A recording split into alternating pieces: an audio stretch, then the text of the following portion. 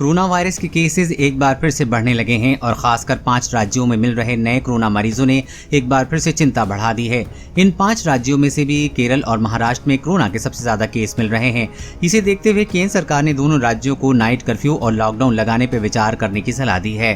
Corona के बढ़ते नए मरीजों की संख्या को लेकर केंद्र सरकार की चिंता बढ़ गई है और गुरुवार को केंद्रीय गृह सचिव ने महाराष्ट्र और केरल के अफसरों के साथ मीटिंग भी की थी। मीटिंग में होम सेक्रेटरी ने राज्यों से पूछा कि आखिर कैसे हम उन इलाकों में कोरोना पर लगाम लगा सकते हैं जहां केस ज्यादा मिल रहे हैं। दोनों राज्य सरकारों ने उन्हें नाइट कर्फ्यू और लॉकडाउन लगाने की संभावना पर भी विचार करने को कहा है। गृह सचिव ने केरल और महाराष्ट्र सरकारों से कहा है कि वो टीकाकरण के अभियान में तेजी लाएं और यदि वैक्सीन की कमी होती है तो उसकी मांग करें। केसेस बढ़े तो फिर पाबंदियां लगा दी जाएंगी। होम सेक्रेटरी ने कहा कि केंद्र सरकार ने आने वाले फेस्टिव सीजन के दौरान नियमों का पालन करने की नसीहत दी है।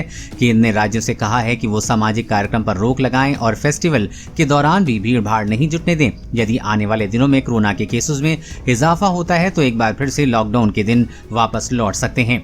इन 5 राज्यों ने फिर से चिंता बढ़ा दी है। केरल के ओणम में दी गई छूट के बाद कोविड मामलों में जबरदस्त उछाल आया है और गुरुवार को राज्य में कोरोना संक्रमितों की संख्या 30,000 के पार पहुंच गई है। पिछले हफ्ते केरल में प्रति 1 लाख पर 561 केस सामने आए थे। 27 मई के बाद भारत में अगर एक दिन में सबसे ज्यादा मामले किसी राज्य में आए तो वो तमिलनाडु है। 27 मई को यहाँ कोरोना संक्रमितों की कुल 33,361 मामले सामने आए हैं। अगर देश के कुल मामलों में से केरल की संख्या हटा दें तो कोविड मामलों में काफी गिरावट दर्ज की जा सकती है और ये घटकर प्रति लाख पर 11 केस हो जाएगा।